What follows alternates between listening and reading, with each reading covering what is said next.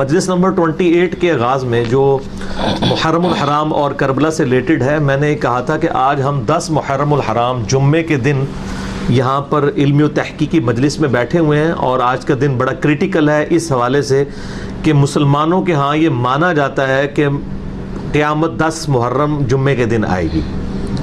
میں نے نہ تو اس کو انڈورس کیا تھا اور نہ اس کا دعویٰ کیا تھا، تو لہٰذا یعنی مس مینجمنٹ اس طرح ہوئی کہ مجھے ساتھ کہنا چاہیے تھا کہ یہ مانا جاتا ہے لیکن اس میں کچھ چیزیں ریالٹی ہیں اور کچھ نہیں ہیں۔ ایک بات تو ریالٹی ہے کہ قیامت جمعے کے دن آئے گی۔ اس حوالے سے سنن ابی داؤد کے اندر، جامعہ ترمذی کے اندر، سنن نسائی کے اندر، الموطا امام مالک کے اندر، المستدرک للحاکم کے اندر، اتنی کتابوں میں یہ حدیث موجود ہے، اور یہ حدیث کو شیخ البانی بھی صحیح کہتے ہیں، شیخ زبیر لزئی صاحب بھی صحیح کہتے ہیں، اور امام حاکم نے بھی صحیح کہا، امام ذہبی نے بھی موافقت کی، اور یہ حدیث جو ہے یہ مشکات المصابیح میں بھی آپ کو جمعے والے چیپٹر میں مل جائے گی۔ یہ والی حدیث ایک جمعے کے اوپر بھی چیپٹر بند آ گیا ہے مشکات کے اندر۔ ہاں، یہ جمعے کا بیان، اس میں انٹرنیشنل نمبر کے مطابق مشکات میں ہے 1359، اس طریقے سے موطا امام مالک میں ہے، ابو داؤد میں 1046 ہے، ترمذی میں 491 ہے، نسائی میں 1431 ہے، مسند احمد میں ہے، صحیح ابن خزیمہ میں ہے، ابن حبان میں ہے، حاکم میں ہے، امام حاکم اور ذہبی دونوں نے اس کو صحیح کہا ہے۔ یہ حدیث کیا ہے؟ حضرت ابو ہریرہ کہتے ہیں نبی صلی اللہ علیہ وآلہ وسلم نے فرمایا، میں مشکات سے پڑھنے لگوں 1359، تمام ایام میں سے سب سے بہتر جمعے کا دن ہے، اس میں آدم علیہ السلام کی تخلیق ہوئی، اسی روز زمین پر اتارے گئے، اسی روز ان کی توبہ قبول ہوئی، اسی روز وہ فوت ہوئے، اور اسی روز قیامت قائم ہوگی جمعے کے دن۔ لہذا مجلس نمبر 28 میں میری کوئی ساری بات ہی غلط ثابت نہیں ہے، ایک پورشن تو ٹھیک ہے کہ جمعے کے دن قیامت قائم ہوگی۔ اور اگلے الفاظ ہے، جن و انس کے سوا تمام جانور جمعے کے دن طلوع فجر سے لے کے طلوع آفتاب تک قیامت کے خوف کے مارے چیختے رہتے ہیں کہ آج جمعہ ہے، شاید قیامت ہی نہ آ جائے۔ تو 10 محرم والا معاملہ جو ہے نا وہ پبلک یہاں اس لیے مشہور ہو گیا کہ اللہ تعالیٰ نے اپنے قدرت کے بڑے بڑے جو فیصلے ہیں نا وہ 10 محرم کے دن کیے ہیں۔ بخاری مسلم دونوں میں حدیث موجود ہے کہ یہودی جو ہے 10 محرم کا روزہ رکھتے تھے، تو نبی صلی اللہ علیہ وآلہ وسلم نے ان سے پوچھا کیوں رکھتے ہو، تو انہوں نے کہا اس لیے کہ اس دن اللہ تعالیٰ نے موسیٰ علیہ السلام کو فرعون سے نجات دی تھی، اور یہ بڑا اللہ کی فیصلے کا دن تھا کہ فرعونی ڈبوئے گئے تھے۔ حتیٰ کہ سورہ ابراہیم کی آیت نمبر 5 میں آتا ہے وَذَكِّرْهُمْ بِأَيَّامِ اللَّهِ، اے موسیٰ علیہ السلام لوگوں کو ڈر سنائے اللہ کے بڑے بڑے دنوں کا، جس دن اللہ کی قدرت کے بڑے بڑے فیصلے ہوئے۔ یعنی قوم عاد جس دن تباہ ہوئی وہ اللہ کی قدرت کا بڑا دن تھا، قوم سمود کی تباہی کا دن بڑا دن تھا، اسی طریقے سے فرعون کے ڈوبنے کا دن وہ بھی ایام اللہ میں سے ایک یوم تھا، اور وہ تو بخاری مسلم میں آ گیا، اور وہ ہے بھی 10 محرم تھا۔ باقی اہل سنت کے ائمہ نے مختلف یعنی روایتیں یہودیوں سے بھی نقل کی ہیں، تاریخ کے اندر بھی آئی ہیں کہ بخاری مسلم میں تو ہے نا کہ 10 محرم کو فرعون ڈبویا گیا، یہ بڑا دن تھا، تو قوم عاد بھی 10 محرم کو تباہ و برباد کی گئی، قوم سمود بھی، ابراہیم علیہ السلام کو آگ سے چھٹکارا بھی ملا، یونس علیہ السلام کو بھی مچھلی نے اگل دیا، نجات ملی، اسی طریقے سے اور کئی انبیاء کے بڑے بڑے دن جو ہیں وہ 10 محرم کے دن ہوئے اور جمعے کے دن۔ تو یہ ساری چیزیں میرے ذہن میں تھی تو اس میں نے ایک بات کی، بال پھر بھی میں اس کی کلیریفیکیشن دے دیتا ہوں کہ جمعے کے دن قیامت آئے گی، تاریخ کا نہیں پتہ۔ دوسرا، اگر کوئی 10 محرم تاریخ کلیم بھی کر دے تب بھی وہ قرآن کے خلاف نہیں ہے۔ قرآن میں ہے کوئی شخص یہ نہیں جانتا کہ قیامت کب آئے گی۔ اگر میں کہہ دوں کہ 10 محرم جمعے کو قیامت آئے گی تو اس سے آپ کو کون سا نالج ملے گا جب تک آپ سن نہیں بتاتے ہیں۔ 10 محرم جمعے کے دن تو میری زندگی میں کئی دفعہ آ چکا ہے۔ میں نے یہ کہا ہے کہ 10 محرم جمعے کا دن 1450 ہجری یہ ہوگا کہ میں کوئی تاریخ بتا رہا ہوں گا۔ 10 محرم تو 20 دفعہ آنی ہے، ہزاروں دفعہ آنی ہے، سن تو نہیں نہ بتایا۔ جب تک کوئی سن نہ بتائے اس وقت تک وہ کلیم ہی نہیں کر رہا کہ وہ قیامت کے علم کی بات کر رہا ہے۔ احمد بریلوی صاحب نے فتاوی رضویہ میں لکھا ہے کہ امام مہدی کا ظہور 1837 ہجری میں ہوگا۔ یہ انہوں نے پتہ نہیں کہاں سے کیلکولیشن کی ہے، ان کے شاگرد نے پوچھا کہ حضرت یہ کہاں سے آپ نے، ان کا آپ آم کھائیں پیڑ نہ گریں۔ تو ابھی انشاءاللہ تعالیٰ 400 سال تو صرف امام مہدی کو پڑے ہوئے ہیں، کیونکہ 1440 چل رہے ہیں۔ یہ میں مذاق کے طور پہ کر رہا ہوں، میں نہیں مانتا 1837، ہو سکتا ہے اس سے پہلے آ جائیں، اس سے بعد میں آ جائیں۔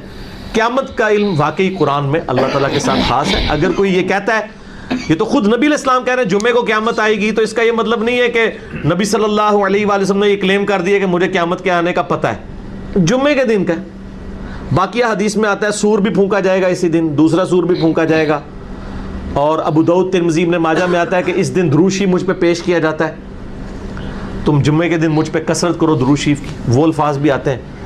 تو میرا یہ نہیں کوئی دعویٰ اس طریقے سے نہیں تھا، لہٰذا میں نے جو گفتگو کی میں نے اس کی کلیریفیکیشن بھی اللہ کے فضل سے اس حوالے سے دے۔ اما عائشہ سلام اللہ علیہا سے کوئی آگے پوچھتا ہے، صحیح مسلم میں حدیث ہے کہ بتائیں نبی علیہ السلام کی نفلی نماز کتنی تھی؟ تو آپ نے کہا کہ بیٹا رسول اللہ صلی اللہ علیہ وآلہ وسلم ظہر سے پہلے 4 رکعتیں میرے حجرے میں پڑھتے، اور پھر ظہر کی نماز کے بعد 2 رکعتیں میرے حجرے میں آ کے پڑھتے، وہی سنت موقدہ جنہیں ہم کہتے ہیں۔ سنت موقدہ فقہا کی ٹرم حدیث میں نہیں آئی ہے، 4 پہلے 2 بعد میں۔ اور اما عائشہ کے الفاظ پہ غور کریں، ظہر سے پہلے 4، ہائے تسی کہندے ہو ظہر دے نال 4 نے، جھوٹے ہو۔ حدیث میں لکھا ہے ظہر سے پہلے 4 اور ظہر کے بعد 2۔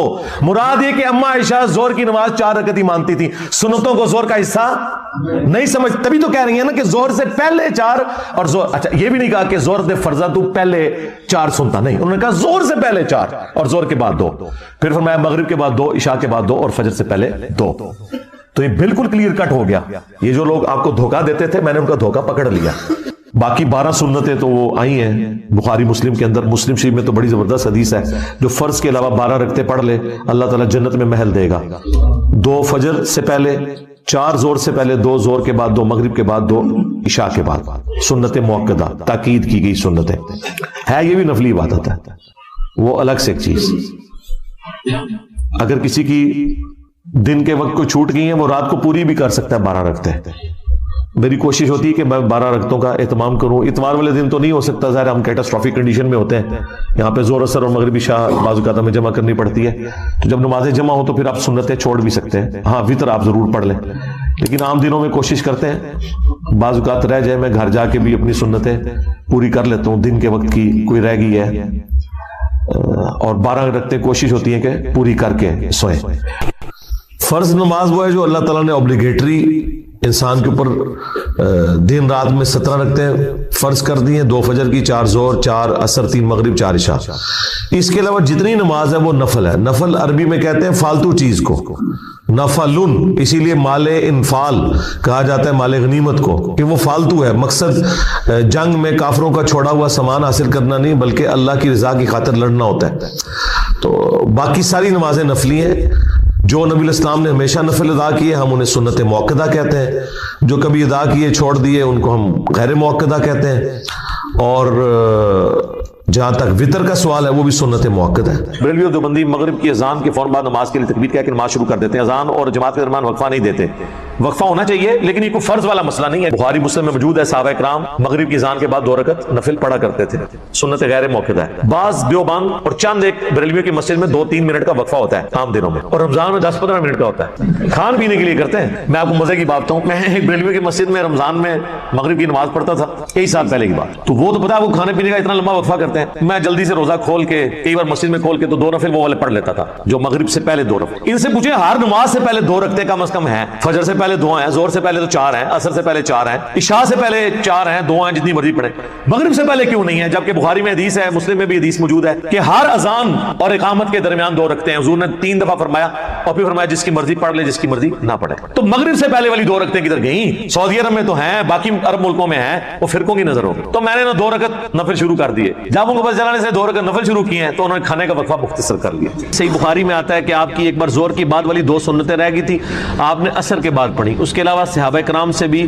اس کے بعد وہ سنتیں پڑھنا ثابت ہیں، نوافل پڑھنا بھی ثابت ہیں، البتہ آخری 20 منٹ میں نہ پڑھی جائے، 15-20 منٹ یا 10 منٹ کہہ لیں، جب وہ ٹکیا اندر جا رہی ہو، 20 منٹ تو نہیں بنتے، 8 سے 10 منٹ بنتے ہیں۔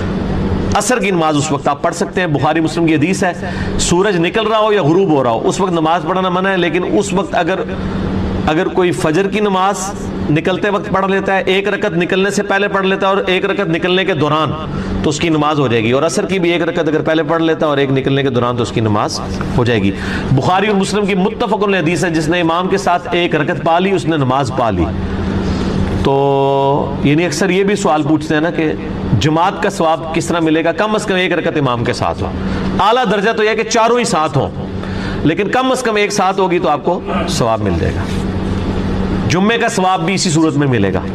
اگر آپ جمعے کے تشہد میں آ کے ملتے ہیں تو پھر آپ کا ثواب ختم ہو گیا. اسی لیے اکثر ائمہ کا موقف ہے کہ جو جمعے کے تشہد میں آ کے ملے وہ پھر سلام پھیرنے کے بعد زور کی 4 رکعتیں پڑھے. امام شافعی کا، باقی ائمہ کا. صرف امام حنیفہ کا اس میں موقف یہ ہے کہ نہیں، وہ جمعے کے 2 فرض پڑھ لے ثواب سے تو محروم ہوا. تو دونوں کے پاس اپنے دلائل ہیں. باقی سنن دارقطنی میں ایک روایت ہے کہ جو تشہد میں آ کے ملے تو وہ زور کے 4 فرض پڑھے، لیکن وہ روایت کمزور ہے. شیخ زبیر صاحب نے بھی اس پہ تحکیم کی ہے مشکات میں. لہٰذا میرا خیال یہ ہے کہ امام حنیفہ رحمہ اللہ کا موقف جو ہے نا وہ زیادہ مضبوط ہے کہ جب امام کے پیچھے آپ نے جمعے کی نیت کی ہے، اگرچہ تشہد میں آ کے ملے ہیں تو 2 فرض ہی پڑھیں. اگر کوئی 4 بھی پڑھ لیتا ہے تو ائمہ کا اس پہ موقف بھی موجود ہے. 12 مہینوں کے حوالے سے اور جو حرمت والے 4 مہینے ہیں ان کا بھی ذکر ہے، اور جو مشرکین عرب نے اپنی خود ساختہ شریعت کے اندر جنگوں کو حلال کرنے کے لیے حرمت کے مہینوں کو آگے پیچھے کر دیتے تھے، ان کی بھی ٹوٹی پھوٹی شریعت کے اندر 4 حرمت والے مہینے تھے جن میں جنگ کرنا منع تھا. لیکن جب ان کا دل کرتا تھا ان مہینوں میں جنگ کرنے تو کہتے تھے ٹھیک ہے جی اس دفعہ جو محرم کا مہینہ ہے نا وہ رمضان کی جگہ پہ ہم شفٹ کرتے ہیں. اب یہ تو نہیں ہو سکتا کہ محرم کے مہینے کو آپ رمضان میں شفٹ کر دیں. تو یوں وہ مہینوں کو آگے پیچھے کرتے رہتے تھے. اس کا ذکر یہاں پہ آ رہا ہے. اللہ تعالیٰ نے کہا یہ کفر ہے جو یہ کر رہے ہیں، انہوں نے اللہ کی شریعت کو بدلا ہے. اللہ کے نزدیک یہ بہت سینسٹیو ایشو ہے اس حوالے سے. حرمت والے جو مہینے ہیں وہ بخاری مسلم دونوں میں حدیث ہے کہ حرمت والے مہینے 4 ہیں. 3 کنزیکٹیو ہیں، ذوالقعدہ، ذوالحجہ اور محرم، اور چوتھا رجب. نبی اسلام نے جو اپنے آخری خطبات میں سے خطبہ ہے نا جو حجۃ الوداع کے موقع پر ایک آپ نے خطبہ دیا تھا میدان عرفات میں، اور اس سے اگلے دن 10 ذوالحجہ یوم النحر قربانی کے دن منا میں ایک خطبہ آپ نے دیا تھا. وہ خطبہ بخاری مسلم دونوں میں ہے جس میں نبی اسلام نے پوچھا تھا کہ بتاؤ آج کون سا دن ہے، یہ کون سا مہینہ ہے، یہ کون سا شہر ہے؟ اور صحابہ کرام خاموش رہے اور انہوں نے کہا اللہ اس کا رسول بہتر جانتے ہیں. اور صحابہ کہتے ہیں ہم اس لیے کہہ رہے تھے کہ ہمیں یہ گمان ہوا کہ شاید نبی الاسلام آج کے دن، مہینے اور اس جگہ کا نام نہ بدل دیں کہیں، اس لیے ہم نے کہا اللہ اس کا رسول بہتر جانتے ہیں. تو پھر آپ نے فرمایا کیا یہ ذوالحجہ کا حرمت والا مہینہ نہیں ہے؟ کیا یہ شہر مکہ حرمت والا شہر نہیں ہے؟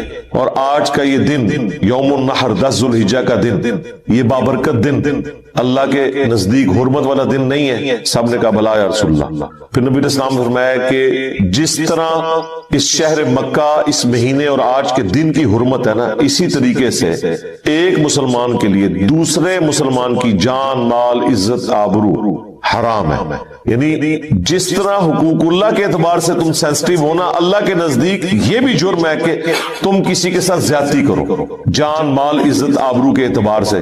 جس طرح کہ کوئی شخص مکے کی حرمت بمال نہیں کرتا، اس مہینے کی حرمت کو بمال نہیں کرتا، اس دن کی حرمت کا خیال رکھتا ہے، اسی طریقے سے حقوق العباد کا بھی خیال کرے.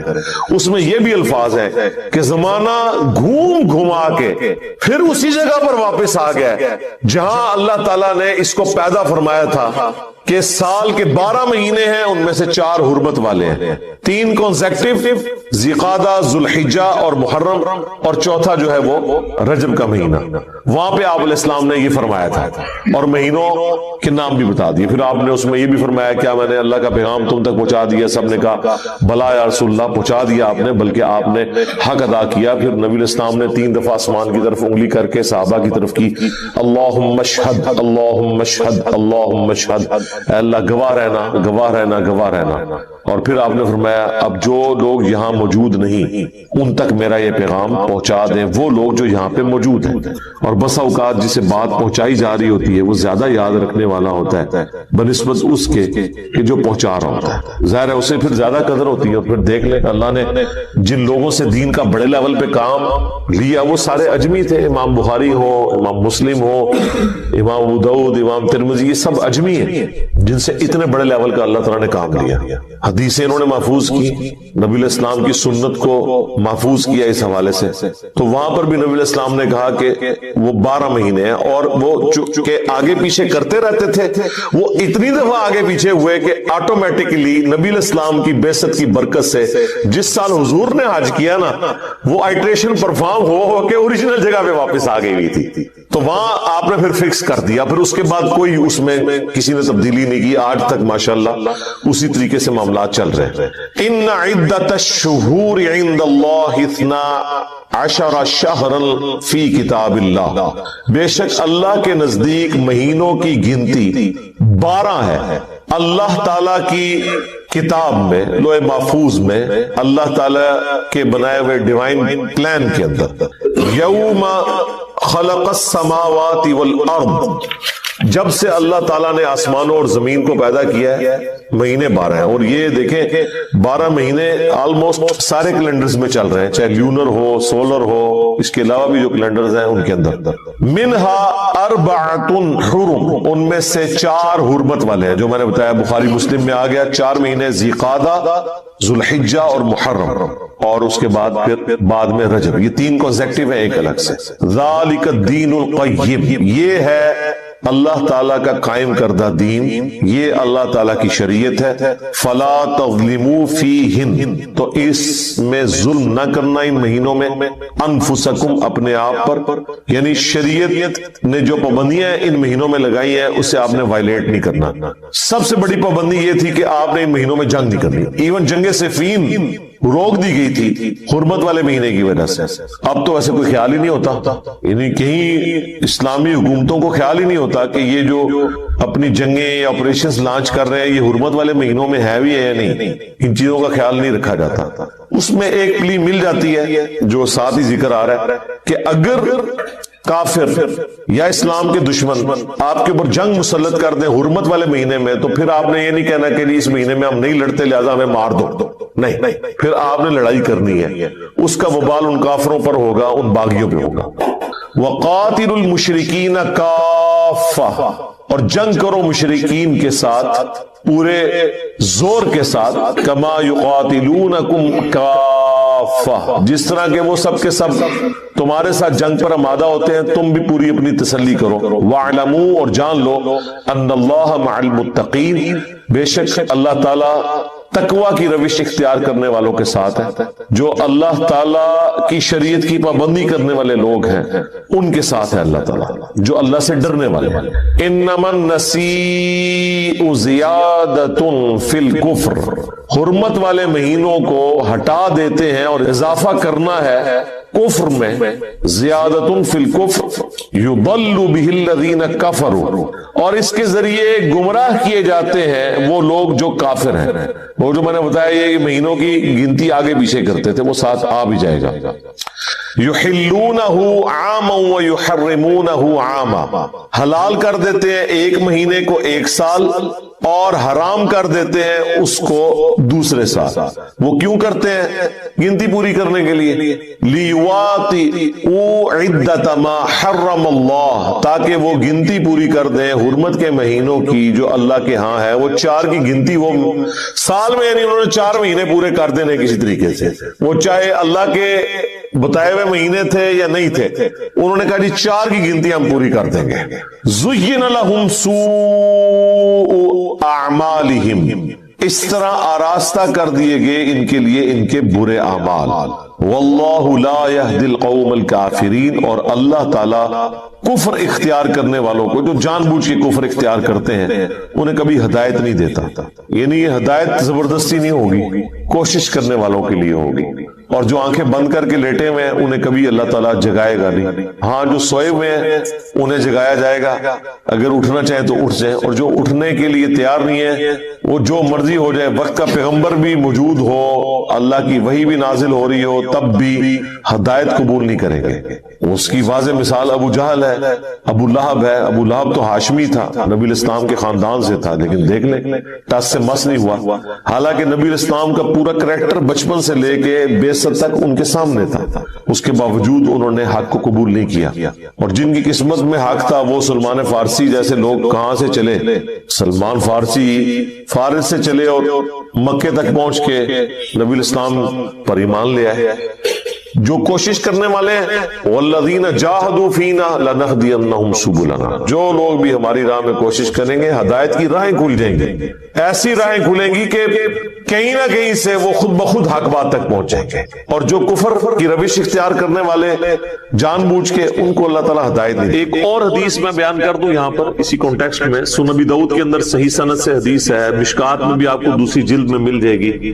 اللہ تعالیٰ کے جو اسماء اور ناموں کے اعتبار سے، اسماء اعظم جو اللہ کے بڑے نام ہیں جن کی وجہ سے اگر اللہ کی طرف رجوع لایا جائے تو دعا کی قبولیت ہوتی ہے، اس حوالے سے سنن ابی داؤد میں ایک حدیث ہے کہ نبی صلی اللہ علیہ وآلہ وسلم نے فرمایا کہ اللہ تعالیٰ کے جو اسماء اعظم ہیں، جسے ہم یہ اسم اعظم بھی کہتے ہیں، وہ قرآن حکیم کی 2 آیات کے اندر ہے، ایک سورۃ البقرہ کی اور ایک سورہ آل عمران۔ سورۃ البقرہ کی آیت ہے وَإِلَٰهُكُمْ إِلَٰهٌ وَاحِدٌ لا الہ الا هو الرحمن الرحیم۔ اب اس میں ظاہر ہے پتہ چل گیا کون سے اسماء ہیں، اللہ آ گیا، الرحمن الرحیم، لا الہ الا اللہ بھی آ گیا۔ اور پھر آپ علیہ السلام نے آل عمران میں شروع کی آیات تلاوت کی، الف لام میم اللہ لا الہ الا هو الحی القیوم۔ تو الحی اور القیوم یہ بھی اسماء اعظم ہیں، اور حروف مقطعات بھی اس کے اندر آ گئے۔ جامعہ ترمذی میں ایک حدیث ہے 593 نمبر انٹرنیشنل نمبر کے مطابق، ایک شخص نے دعا میں جلدی کی اور اللہ تعالیٰ کی حمد کے بغیر ہی دعا کرنی شروع کر دی اور درود شریف بھی نہیں پڑھا، تو نبی صلی اللہ علیہ وآلہ وسلم نے فرمایا کہ اس سائل نے جلدی کی۔ پھر آپ نے بلا کے اسے فرمایا کہ جب بھی تم اللہ سے دعا کرو پہلے اس کی حمد کرو، اس کے بعد مجھ پر درود پڑھو اور پھر اللہ سے مانگو۔ اتنے میں ایک اور شخص آیا، اس نے خود بخود یہی عمل کیا، وہ ابن مسعود تھے رضی اللہ تعالیٰ عنہ۔ تو نبی علیہ السلام نے فرمایا سل تعطا، سل تعطا، تو مانگ تجھے دیا جائے گا، تو مانگ تجھے دیا جائے گا۔ تو دعاؤں کا پروٹوکول یہ ہے کہ جب بھی آپ دعا کریں پہلے اللہ کی حمد بیان کرنی ہے، اور حمد میں اسماء اعظم اور اس کے بعد درود شریف۔ تو کوشش کریں کہ آپ یہ 2 آیات یاد کریں۔ سنن ابی داؤد کے اندر اسماء اعظم جو ہے وہ موجود ہے، مشکات کے اندر بھی یہ 2 آیات یاد کر لیں۔ ایک تو حدیث میں اس کا ذکر آ گیا، دوسرا قرآن کے اندر یہ موجود ہے وَإِلَٰهُكُمْ إِلَٰهٌ وَاحِدٌ لَا إِلَٰهَ إِلَّا هُوَ الرَّحْمَٰنُ الرَّحِيمُ۔ یہ سورۃ البقرہ اور سورہ آل عمران۔ الف لام میم اللہ لا الہ الا هو الحی القیوم۔ تو ان 2 سورتوں کے اندر نبی علیہ السلام فرمایا کہ اللہ تعالیٰ کے اسماء اعظم موجود ہیں، تو یہ آپ پڑھ لیں، اس کے بعد آپ درود شریف پڑھ کے تو دعا مانگیں۔ اس کے علاوہ بھی آپ جتنے اسماء اعظم ہیں، جیسا کہ سورۃ الحشر کی آخری 3 آیات ہیں واللہ الذی لا الہ الا ہو، وہ سارے اللہ تعالیٰ کے تعریفی کلمات اس کے اسماء اعظم ہیں، وہ جس کو یاد ہے وہ پڑھ کے اس کے بعد درود شریف پڑھ کے دعا مانگے۔ تو یہ دعا کا ایک پروٹوکول اور ایک طریقہ ہے۔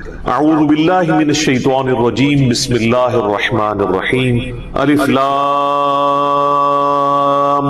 میم، حروف مقطعات ہیں، اللہ اور اس کے محبوب صلی اللہ علیہ وآلہ وسلم کے درمیان یہ کوڈ ورڈز ہیں۔ اللہ لا الہ الا هو الحی القیوم، اللہ ہی ہے کہ جس کے سوا کوئی معبود نہیں، وہ الحی ہے اور القیوم ہے۔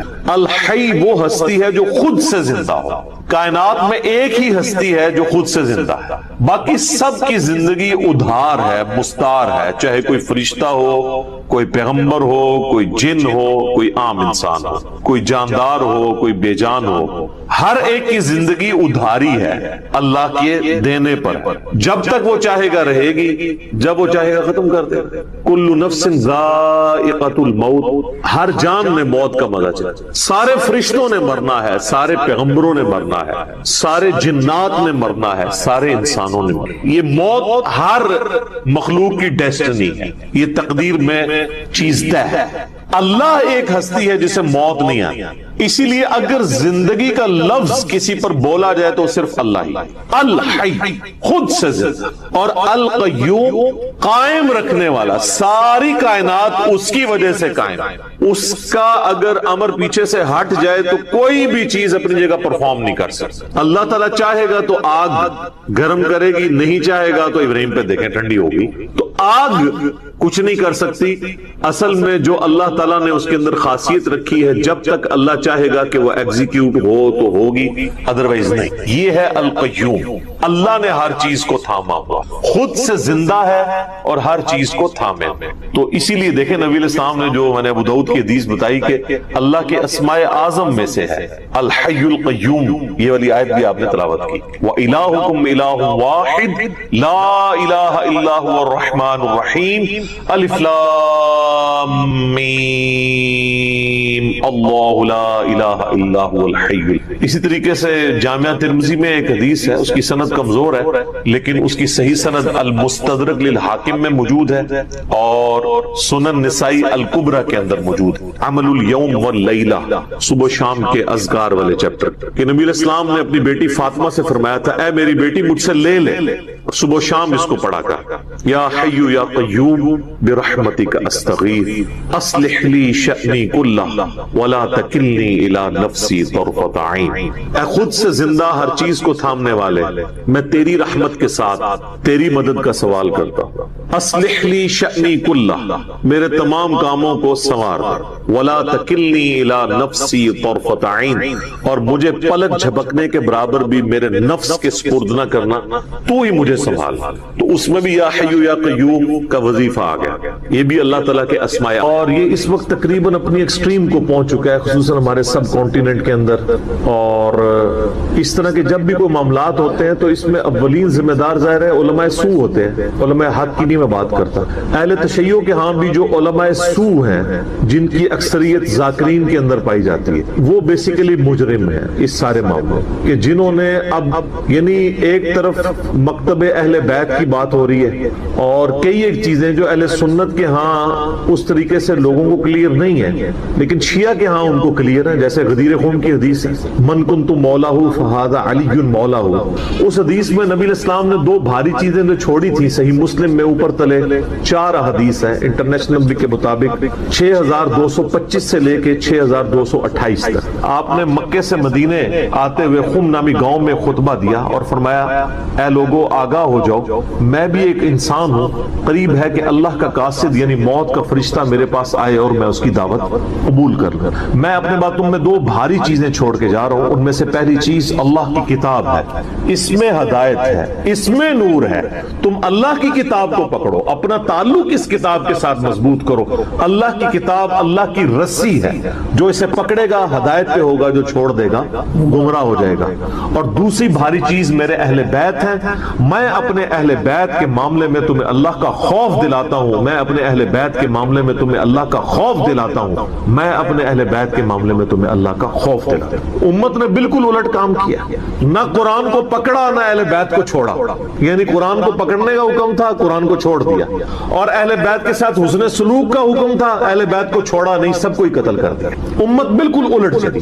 اب یہاں پہ غدیر خون پہ میرے کئی ایک کلپ یوٹیوب پہ لاکھوں لوگ دیکھ چکے ہیں، میں آج اس حدیث کو بیان کرنا مقصد نہیں تھا بلکہ اس حدیث کی کورالری کے طور پہ میں توحید کی بات کروں گا کہ اہل تشیع کے ہاں بڑے دعوے دار ہیں وہ کہ ہم مکتب اہل بیت کو فالو کرنے والے لوگ ہیں، تو غدیر خون پہ تو نبی علیہ السلام نے قرآن کو پکڑنے کا، اہل بیت کے ساتھ اس نے سلوک کا حکم دیا تھا۔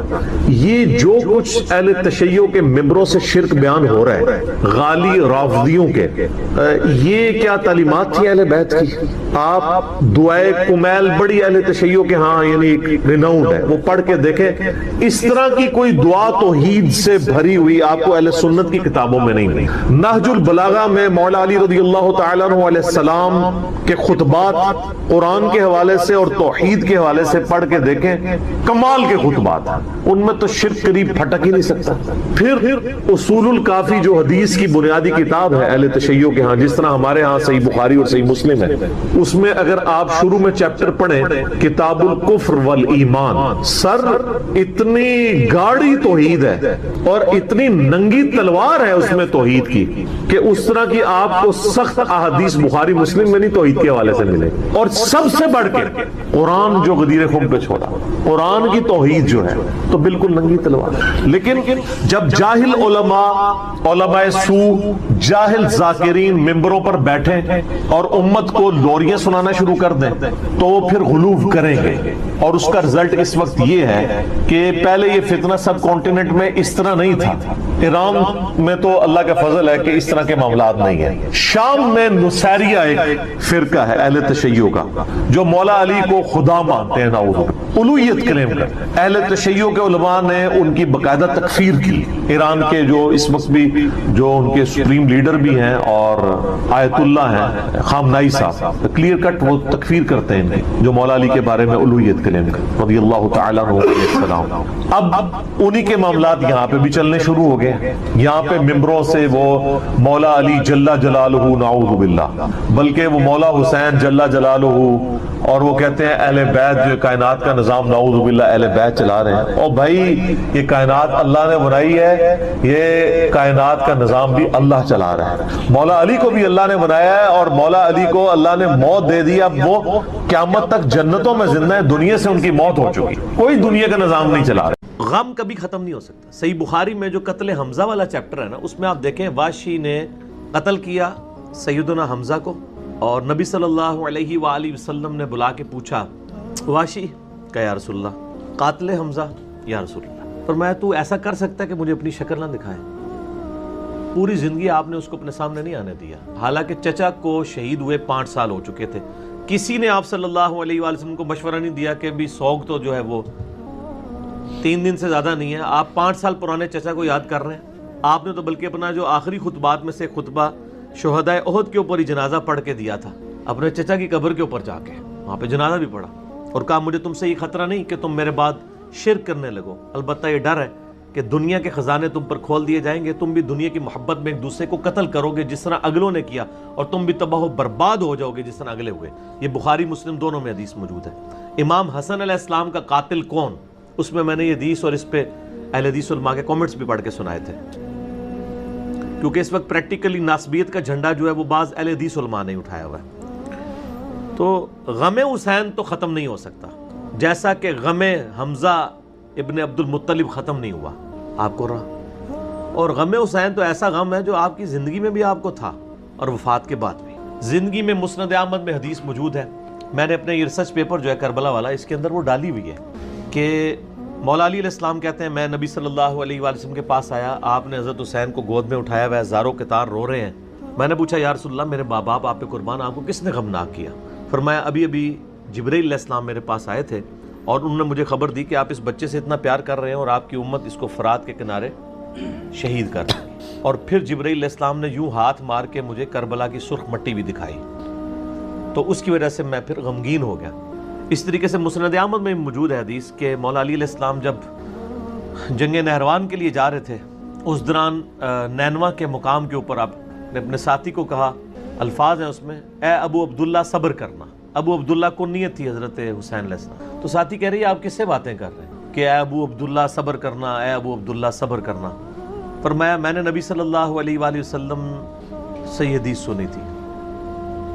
फिर उन्होंने वो हदीस बयान की आगे से जो मैं ऑलरेडी बयान कर चुका कि मैं एक दफ़ा आपके पास आया, ये मुस्नद अहमद की हदीस पूरी हुआ है। वफात यानी के बाद क्या 50 साल के बाद जब वाक़या करबला हुआ है 10 मुहर्रम 61 हिजरी के अंदर, वहाँ पे आप देखें कि इब्न अब्बास कहते हैं, मुस्नद अहमद में ये मौजूद है और तवातुर के साथ इब्न अब्बास के शागिर्दों ने इस ख्वाब को नकल किया। शेख ज़ुबैर लिज़ई साहब, शेख शुएब अरनौत दोनों इस हदीस को सही कहते हैं कि इब्न अब्बास ने ख्वाब देखा कि दोपहर का वक्त है, नबी सल्लल्लाहु अलैहि वसल्लम के बाल बिखरे हुए हैं, परांगदा हालत है, जिस्म के ऊपर डस्ट वगैरह लगी हुई है और हाथ में खून की एक शीशी है। और इब्न अब्बास कहते हैं मैं यानी कांप उठा, मैंने कहा या रसूलुल्लाह सल्लल्लाहु अलैहि वसल्लम मेरे माँ बाप आप पे कुर्बान, ये आपकी क्या हालत है? फरमाया ये हुसैन और उनके साथियों का खून है जो मैं सुबह से जमा करूँ करबला में। ये एक तमसील दिखाई गई थी, ये नहीं है कि आप वहाँ मौजूद थे। इस तरह की इवन हम जितने दोस्त यारों को ख्वाब में देखते हैं, आप उनसे पूछें कि आप आज मेरे ख्वाब में आए थे तो उनको नहीं पता होगा। وہ اللہ تعالیٰ تمثیل دکھاتا ہے نا. تو وہ کہتے ہیں میں اس وقت اٹھا, وہ دن اور تاریخ میں نے نوٹ کر لی, بعد میں پتا چلا اسی دن 10 محرم الحرام 61 ہجری میں حسین ابن علی کو ان کے ساتھیوں کے سمیت 72 کے قریب وہ بنتے ہیں ٹوٹل, شہید کر دیا گیا, جن میں سے 18 اہل بیت تھے اور باقی دوسرے لوگ. تو یہ غم حسین تو جاری ہے جی. اب یہ حدیث آپ دیکھ لیں تو نبی علیہ السلام کی وفات کے 50 سال کے بعد ہے, اور آپ کو میں بتاؤں یہ وہ حدیث ہے جس کو نقل کر کے ایون اسماعیل دیلوی, جس کو دیوبند اور اہل حدیث دونوں اپنا بزرگ مانتے ہیں, انہوں نے جو ان کی کتاب اپنی وہ تذکیر الاخوان ما تقویت الایمان, یہ دونوں اکٹھی چھپی ہوئی ہیں, ہمارے پاس موجود ہیں. اس میں انہوں نے یہ حدیث لکھ کے کہا کہ اس بات سے پتہ چلا کہ نبی علیہ السلام اپنی وفات کے بعد بھی غمگین ہے. اور اس پوری کتاب میں اسماعیل دیلوی لفظ ہی لکھتا ہے یزید پلید.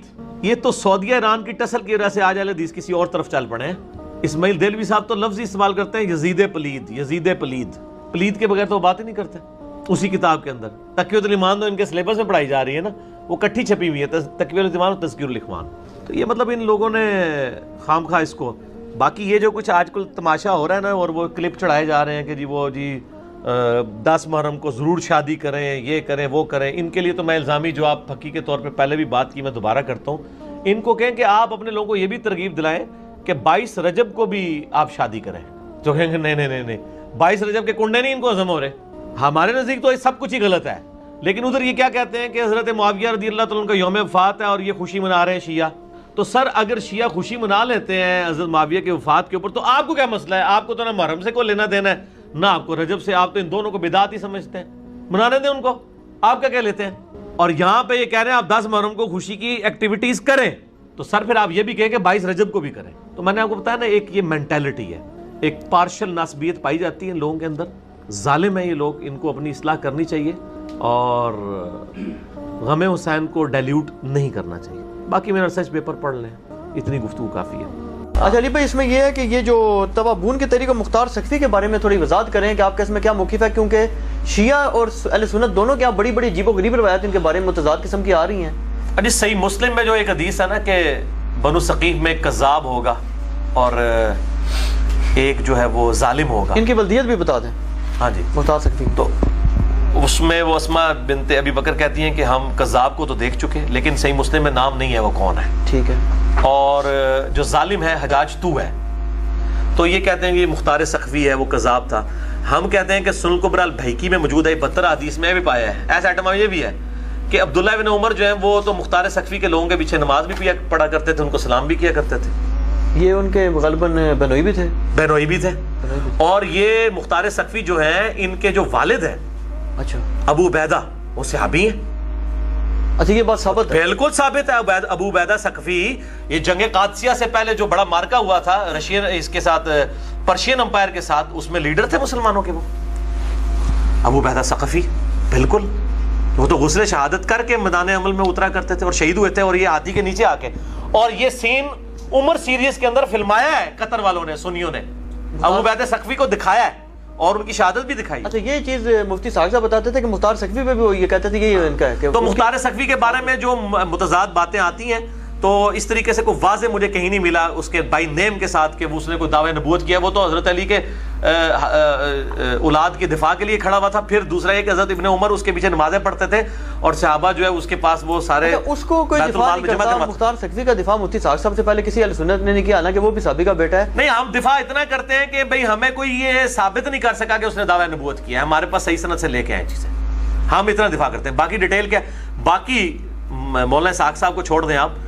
ابن کثیر نے بھی تعریف کی ہے قاتلین عثمان, قاتل حسین کے کو قتل کرنے پر ابو عبیدہ اس کی مختار سقفی کی, اور کہا کہ اس نے مسلمانوں کے دل ٹھنڈے کیے ہیں. ابن کثیر نے کہا؟ بالکل ابن کثیر نے لکھا. حالانکہ ابن کثیر کے بارے میں بریلوی کہتے ہیں ناسبی تھے, نعوذ باللہ. نہیں کوئی ناسبی شسبی نہیں تھے, جھوٹ بولتے ہیں, کوئی ناسبی نہیں تھے. یعنی دیکھیں نا عوام میں کیسی کیسی باتیں مشہور ہیں. کیا حضرت سلیمان بن سورت رضی اللہ عنہ کا عین الوردہ کے مقام پر 4000 کے لشکر کے ساتھ یزید کی فورس سے لڑنا ثابت ہے؟ ہاں جی, وہ تو اجماع اور تواتر کے ساتھ ثابت ہے جی. لڑے تھے؟ ہاں جی بالکل لڑے تھے. سلمان ابن سرد وہ صحابی ہیں نا جنہوں نے خط بھی لکھا تھا, اور یہ صحابی ہیں. ان کی حدیث ہے بخاری مسلم میں. بخاری مسلم میں ایک بڑی مشہور حدیث ہے کہ 2 بندے لڑ رہے تھے, آپ صلی اللہ علیہ وآلہ وسلم فرمایا میں ایک کلمہ ایسا جانتا ہوں, یہ پڑھے نا تو ان کے معاملات ٹھنڈے ہوں گے, وہ ہے اعوذ باللہ من الشیطان الرجیم. اس حدیث کے راوی یہ جو ہے وہ سلمان ابن سرد ہے. اچھا اس میں ایک ضمن سوال ذہن میں آ گیا میرے, یہ بھی پچھلے دنوں میں نے کہیں سنا کہ یہ توابون والی جو تحریک تھی نا, حضرت سلیمان بن سرد جو تھے ان کے حضرت امام حسن کے ساتھ تعلقات ٹھیک تھے, کیونکہ آتا ہے کہ یہ بہت شدید غصے میں تھے جب انہوں نے صلح کی ہے, کیا یہ بات درست ہے؟ نہیں, غصے میں تو اس وقت کافی لوگ تھے. ان کا غصہ ویسا ہی تھا جیسے نبی علیہ السلام نے جب صلح حدیبیہ کی تھی تو صحابہ کو ضمنی ہوئی تھی. سنن نسائی الکبریٰ کے اندر موجود ہے نا, آپ کو پتہ ہے نا, جی بالکل, کہ جب تحکیم کے موقع کے اوپر, بلکہ بخاری مسلم دونوں میں حدیث ہے, سہل بن حنیف جو تھے نا وہ تحکیم کے موقع پہ خطبہ دیتے ہیں, بخاری مسلم دونوں میں ہے, جب حضرت علی کے ساتھی راضی نہیں ہو رہے ہوتے ہیں تحکیم کے مسئلے پہ, بخاری مسلم دونوں میں موجود ہے, تو وہ ان کو صلح حدیبیہ والی بات سناتے ہیں کہ دیکھو صلح حدیبیہ کے موقع پہ ہم بھی حضور کے ساتھ راضی نہیں ہو رہے تھے, لیکن اس صلح کرنے میں فائدہ تھا, ادھر بھی حضرت علی کی بات مانو. اسی کا ایک طریق سنن نسائی الکبریٰ میں خصائص علی والے چیپٹر میں آتا ہے, اس میں سہل بن حنیف یعنی وہ جو حضرت علی کے بارے میں آتا ہے کہ جب حضرت علی نے, آپ کو پتا نا وہ بخاری کے الفاظ ہے نا کہ محمد رسول اللہ مٹانے سے انکار کر دیا, تو سنن نسائی الکبریٰ کے اندر خصائص علی والے چیپٹر میں ہے کہ حضرت علی کو نبی علیہ السلام نے فرمایا تھا, اے علی تجھ پہ بھی ایک دفعہ ایک وقت آئے گا جب معاہدہ لکھا جا رہا ہوگا, لیکن تمہیں بھی وہ معاہدہ کرنا پڑے گا جس طرح آج مجھے کرنا پڑ رہا ہے. اور وہ وقت آیا ہے. وہ معاہدہ نبی علیہ السلام کا کس کے ساتھ ہوا تھا؟ کافروں کے ساتھ. سہیل ابن عمرو آیا, کہا ٹھیک ہے لکھ دو, اور حضرت علی کا وہ معاہدہ ہوا معاویہ بن ابی سفیان کے ساتھ.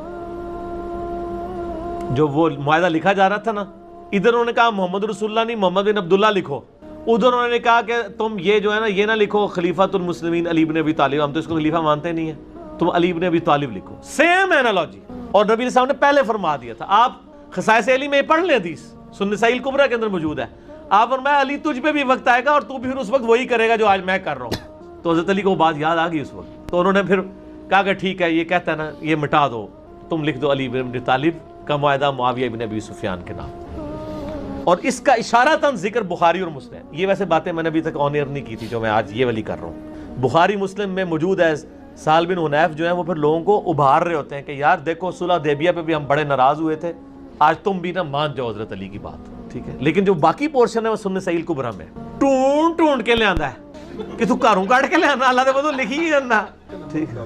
سنن نسائی الکبریٰ میں آپ نا بالکل آپ یہ پورا ایک چیپٹر بنا ہوا ہے اس کے اوپر, جو تحکیم کے مسئلے کے اوپر, بالکل اینڈ پہ جا کے آپ کو مل جائے گا, چیپٹر میں مل جائے گی حدیث, کوئی مسئلہ ہی نہیں. بسر بن ابی ارطاط کے بارے میں کیا ارطاح کے بارے میں کیا یہ بات درست ہے کہ وہ حضرت علی رضی اللہ عنہ سے محبت کرنے والوں کو چن چن کر قتل کرتے تھے؟ جی, ان کا قتل عام تو تواتر کی حد تک موجود ہے. ایون ابن حجر اسقلانی لکھتا ہے کہ یہ صحابی نام کا ہے, باقی اس کے پلے کوئی شے صحابیت والی نہیں رہی تھی جتنا اس نے قتل عام کیا. ان کے پاس کیا ہوتا تھا, کیا پاور تھی ان کے پاس؟ بھائی وہ جیسے یعنی جو حکمرانوں کے جو خاص وزیر مملکت ہوتے ہیں اس طرح تھے نا. دیکھیں نا, ہم اس لیے بار بار نام لیتے ہیں نا, معاویہ ابن ابی سفیان, مغیرہ ابن شعبہ, عمر ابن عاص اور بسر بن ابی ارطاح رضی اللہ عنہ اجمعین, چاہے مجھے شیعہ سے گالیاں بھی کھانی پڑے, تو یہ ان کے نام اس لیے لیے جاتے ہیں نا کہ ان سے چیزیں مس ہینڈل ہوئی ہیں. صرف عمر بن عاص ہیں وہ آخری وقت میں روتے تھے, بڑا روتے تھے, وہ مسلم میں موجود ہے نا, وہ روتے تھے, ہائے ہائے ہائے.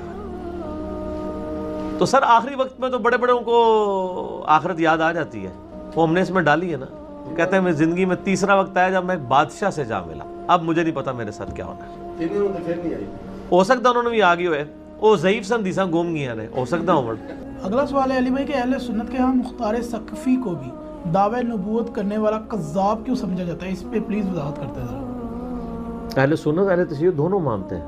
اب متاخرین تھوڑے نرم ہو گئے ہیں شیعہ کے, پرانے تو وہ بھی قذاب کہتے ہیں, وہ بھی اس سسٹم کا حصہ بن گئے تھے نا, کیونکہ ظاہر مختار ثقفی خود سید نہیں تھا نا, مظلوم آدمی تھا. آپ کو پتا ہے نا یہ کون ہے مختار ثقفی؟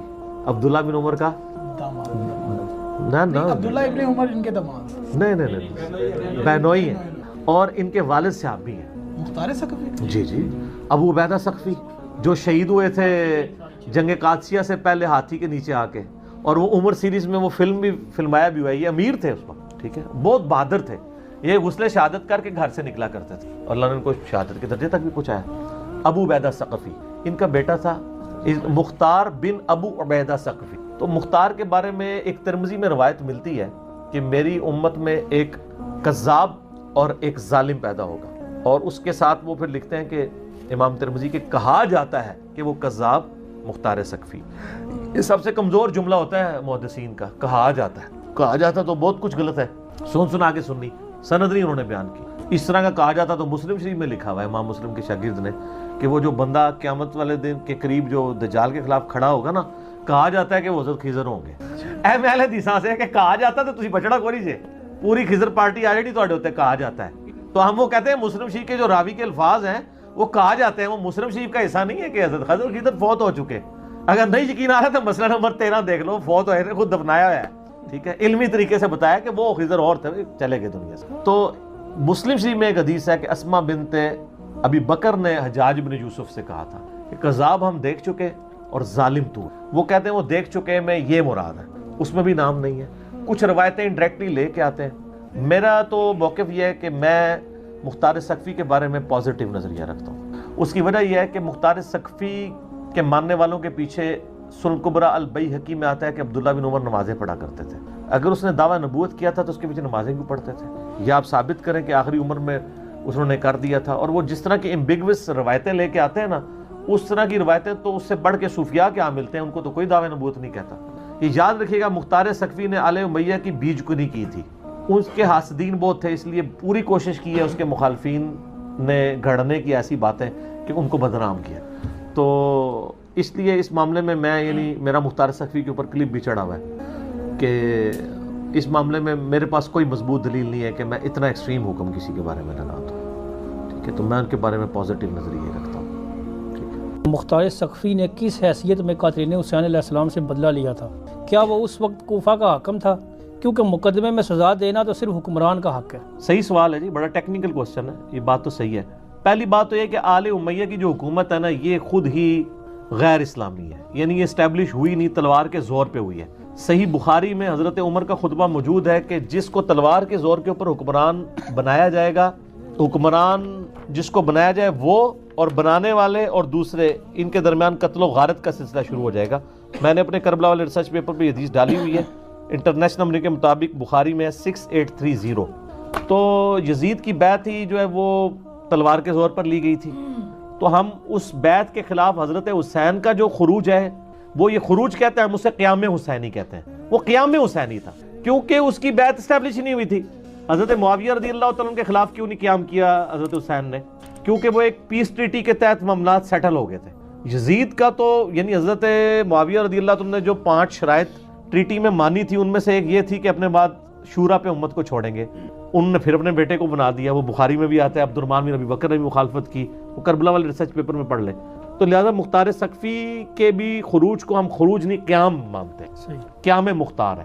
اس پہ ایران والوں نے ایک مختار نامہ فلم بھی بنائی ہے، اس میں کچھ چیزیں غلط بھی ہیں لیکن میجورٹی ٹھیک ہے. تو مختار ثقفی نے جو قیام کیا ہے وہ اس نے حکومت حاصل کر لی تھی. اس نے عبید اللہ ابن زیاد کو قتل کیا. اس کے بعد کوفے کے ممبر پہ وہ پورا ایک، آپ سمجھ لیں، ایک صوبہ اس کے پاس آ گیا تھا اور کچھ سال اس کی حکومت رہی ہے. پھر اسی حکومت کے تحت اس نے 22,000 قاتلین حسین جو بھی اس لشکر میں تھے چن چن کے ان کو قتل کیا.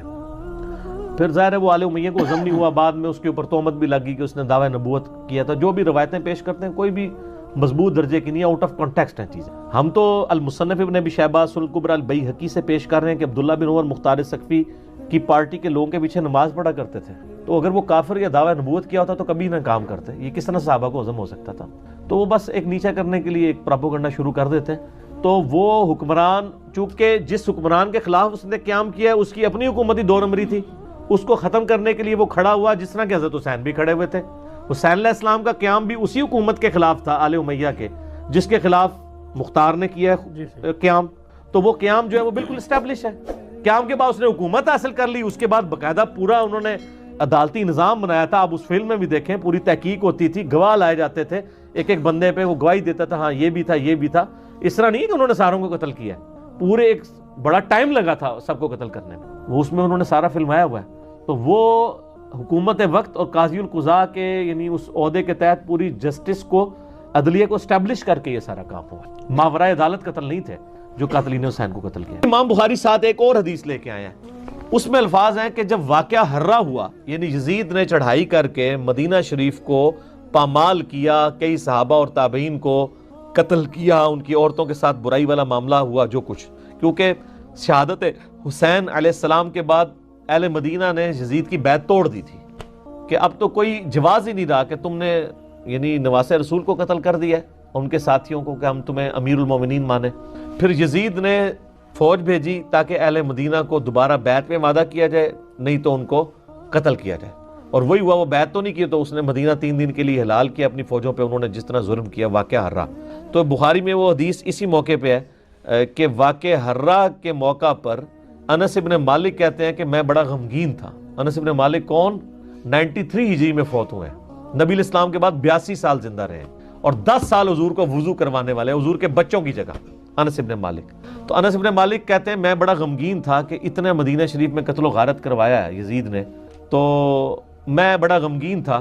تو مجھے زید ابن ارقم نے خط لکھا, ہائے ہائے ہائے, اور اس خط میں انہوں نے لکھا کہ انس ابن مالک آپ کو غمگین ہونے کی ضرورت نہیں ہے, کیا ہمیں حضور نے پہلے نہیں بتایا تھا کہ ہمارے انصار مدینہ کے ساتھ یہ ظلم ہوں گے؟ اور کیا نبی الاسلام نے یہ نہیں کہا تھا کہ اے اللہ انصار پر رحم فرما, ان کی اولاد پہ رحم فرما؟ ہمیں تو حضور کی دعاؤں کا حصہ ملا ہوا ہے. انہوں نے اگر ہمارے ساتھ ظلم بھی کیا ہے دنیاوی طور پہ, یعنی اسلام کو غلبہ دلانے والے تو انصار تھے, آج آل امیہ اگر قابض ہو گئی ہے اور انصار کو بیک فٹ پہ کر دیا ہے تو کیا ہوا؟ ہمیں رسول اللہ کی دعائیں ملیں گی.